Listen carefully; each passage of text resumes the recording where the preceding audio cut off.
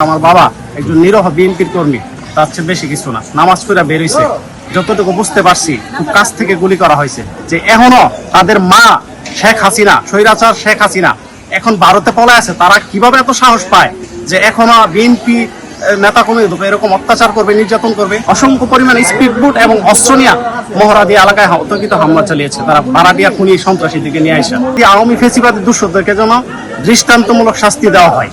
তারা এত বড় সাহস পায় কোথায়? প্রধান উপদেষ্টা প্রফেসর ইউনূসের কাছে সঠিক তদন্তের মাধ্যমে বিচার চাই। 5ই আগস্ট শেখ হাসিনা পনের পর স্বৈরাচারের দূষরা দেশ থেকে পলাইছে। তারা বিগত বছর আওয়ামী লীগের আসাদ বাহিনী আর দীপু বাহিনী মানুষের অত্যাচার নির্যাতন করছে। তাদের অপকর্মের কারণে তারা দেশ ছেড়ে পালাইছে।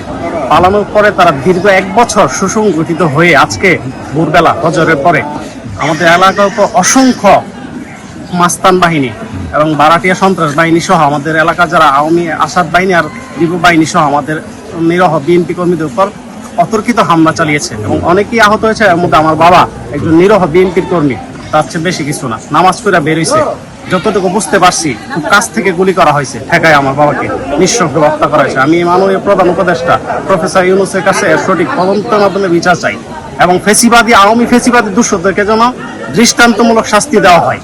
তারা এত বড় সাহস পায় কোথায়? বাংলাদেশের শক্তিশালী থার্মিক স্টিল বার ফেমাস স্টিল লিমিটেড।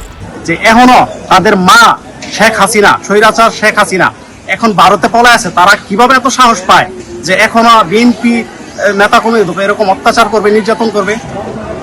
কোত্থেকে তাদের এত সাহস আসে? এবং প্রশাসন এর সাথে জড়িত আছে কিনা? আমরা 999 ফোন দেওয়ার পর কেন প্রশাসন কোনো ব্যবস্থা নিল না?